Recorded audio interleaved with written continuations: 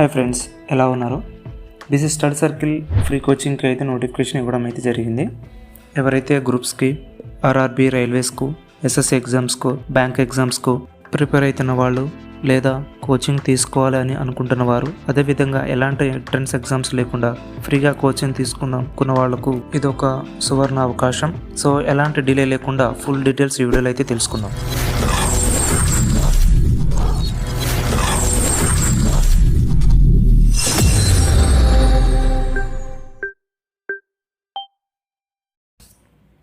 Full డీటెయిల్స్కి వెళ్తే ముందుగా eligible candidates విషయానికి వస్తే BC, SC and ST and others అంటే మైనారిటీ, ఓసీ, ఈడబ్ల్యూఎస్ అప్లై చేసుకోవచ్చు.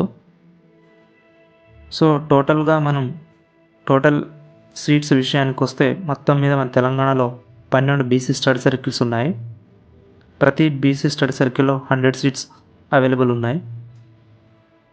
సో టోటల్గా మనకు 1200 సీట్స్ అయితే ఉంటాయి. టోటల్ మనకు కోచింగ్ టైం పీరియడ్ అనేది 5 months ఉంటుంది. సో మనకు జాయినింగ్ డేట్ నుంచి 5 months అయితే కోచింగ్ అయితే ఇస్తారు. నెక్స్ట్ వచ్చేసి మన ఇంపార్టెంట్ డేట్స్ అంటే ఎగ్జామ్స్కి రిలేటెడ్ మనకు ఇంపార్టెంట్ డేట్స్ గురించి మాట్లాడితే రిజిస్ట్రేషన్ ప్రాసెస్ అనేది ఆల్రెడీగా 16 July 2025. సో ఆల్రెడీగా రిజిస్ట్రేషన్ అనేది స్టార్ట్ అవ్వడం అయితే జరిగింది. లాస్ట్ డేట్ ఆఫ్ అప్లికేషన్ అనేది 11 August 2025 వరకు ఉంది. సో నెక్స్ట్ మంత్ 11 వరకు అయితే డేట్ అయితే ఉంది. సో మెరిట్ లిస్ట్ అనేది మనకు 14th August 2025 పబ్లిష్ చేస్తారన్నమాట సైట్లోకి. ఆఫ్టర్ మనకు మెరిట్ లిస్ట్ అనేది వచ్చిన తర్వాత నెక్స్ట్ వచ్చేసి క్లాస్ సర్టిఫికేట్ వెరిఫికేషన్ అయితే ఉంటుంది.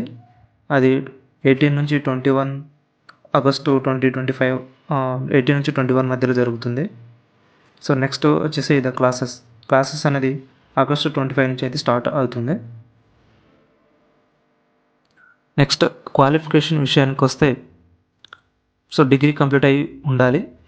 అదేవిధంగా వేరే రీసెంట్గా డిగ్రీ కంప్లీట్ చేసిన వాళ్ళు కూడా ఎలిజిబుల్ అనమాట.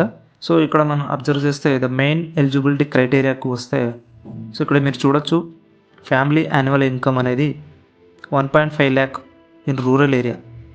అదే మనకు అర్బన్లో అయితే 2 lakhs వరకు లిమిట్ అవుతుంది. అంటే మనకు ఇన్కమ్ సర్టిఫికేట్ ప్రతి ఫ్యామిలీకి మనకు ఇన్కమ్ సర్టిఫికేట్ అయితే ఉంటుంది కదా. సో రూరల్ నుంచి అప్లై చేసేవాళ్ళు వాళ్ళ ఇన్కమ్ సర్టిఫికేట్లో 1.5 lakh లోపు ఉండేటట్టు చూసుకోవాలి. అదేవిధంగా అర్బన్లో అయితే 2 lakh వరకు ఉంచకుండా చూసుకోవాలి. నెక్స్ట్ రిజర్వేషన్ విషయానికి వస్తే టోటల్గా 100 సీట్స్ ఉన్నాయి.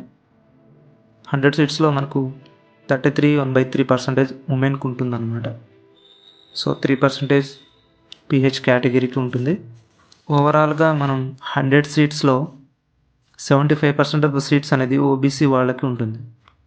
సో అందులో బీసీఏకి 18%, బీసీబీకి 26%, బీసీసీకి 3%, బీసీడీకి 18%, బీసీఈకి 10%.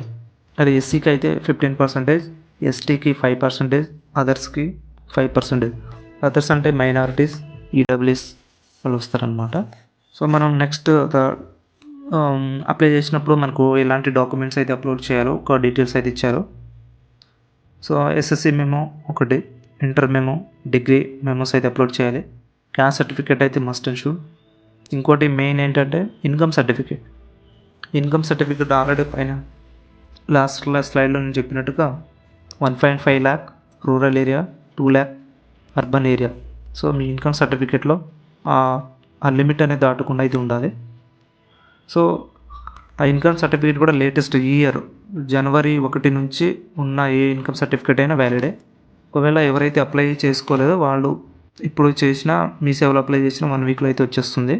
సో నాట్ ఎలిజిబిలిటీ విషయానికి వస్తే ఎవరైనా ఏదైనా రెగ్యులర్ కోర్సెస్ చేస్తున్నప్పుడు, ఎందుకంటే డిగ్రీ అయిపోయిన తర్వాత పీజీ కానీ బీఈడీ చేయాలనుకుంటారు. సో వాళ్ళు ఒకవేళ చేయాలనుకుంటే వాళ్ళు ఈ కోర్సులో జాయిన్ అవ్వడానికి ఎలిజిబుల్ కాదనమాట. ఎందుకంటే వన్స్ మీరు జాయిన్ అయితే మీ ఒరిజినల్ సర్టిఫికేట్స్ అనేది వాళ్ళకి హ్యాండ్ ఓవర్ చేయాల్సి వస్తుంది. సో మీరు వేరే కోర్సులో జాయిన్ అవ్వాలి సరే, అక్కడ కూడా ఒరిజినల్ సబ్మిట్ చేయాలి కాబట్టి ప్రాబ్లం అవుతుంది. ఎప్పుడైనా బీసీ స్టడీ సర్కిల్లో ఆల్రెడీ కోచింగ్ తీసుకున్న వాళ్ళు నాట్ ఎలిజిబుల్ అనమాట. ఇంకా ఫెసిలిటీస్ విషయానికి వస్తే stipend, stipend and book fund. So stipend and book fund కలిపి 1000 for month, 1000 for month for పర్సన్కి ఇస్తారనమాట. అది కూడా అటెండెన్స్ అనేది 75% అబవ్ ఉన్న వాళ్ళకి మాత్రమే.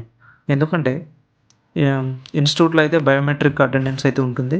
మీరు డైలీ క్లాసెస్ అటెండ్ అయ్యి బయోమెట్రిక్ వేయాలన్నమాట, ఆన్లైన్ సిస్టమ్.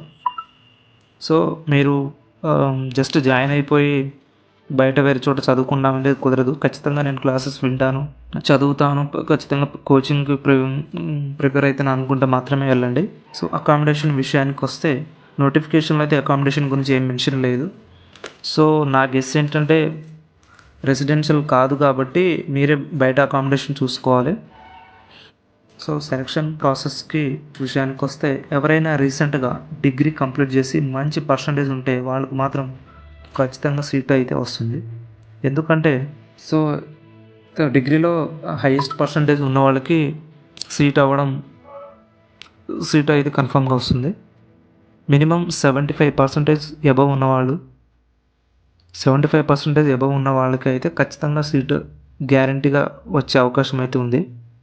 అదేవిధంగా 75% కంటే తక్కువ ఉన్న వాళ్ళు కూడా అప్లై చేసుకోవచ్చు. ఎందుకంటే సెలెక్ట్ అయిన వాళ్ళందరూ జాయిన్ అవుతారని లేదు. అదేవిధంగా తక్కువ అప్లికేషన్స్ కూడా రావచ్చు. సో మినిమం 50% ఉన్న మార్క్స్ ఉన్న వాళ్ళు కూడా సెలెక్ట్ అయ్యే ఛాన్సెస్ అయితే ఉంది. సో దీన్ని బట్టి మనకు ఫైనల్గా సెలక్షన్ ప్రాసెస్ అనేది ఎలాంటి ఎగ్జామ్స్ లేకుండా ప్యూర్గా మీ డిగ్రీలోని మార్క్స్ పర్సంటేజ్ ఆధారంగా మాత్రమే ఉంటుంది. సో ఆ డిగ్రీలో పర్సంటేజ్ మార్క్స్ దాని బేస్డ్ మీదనే మనకు మెరిట్ లిస్ట్ అనేది తీస్తారు. సో ఒక స్టడీ సర్కిల్లో చూసుకుంటే హైయెస్ట్ నుంచి లోయెస్ట్కి వస్తారు. సో ఏ కేటగిరీ ఆ కేటగిరీ వాళ్ళకి పర్సంటేజ్ ఆఫ్ సెలెక్షన్ అనేది వేరే ఉంటుంది. సో మనకు అప్లై లింక్ అనేది డిస్క్రిప్షన్లో అయితే ఉంటుంది. సో ఏమైనా డౌట్స్ ఉంటే ఈ క్రింది నెంబర్కి మీరు డైల్ చేయండి. Thank you.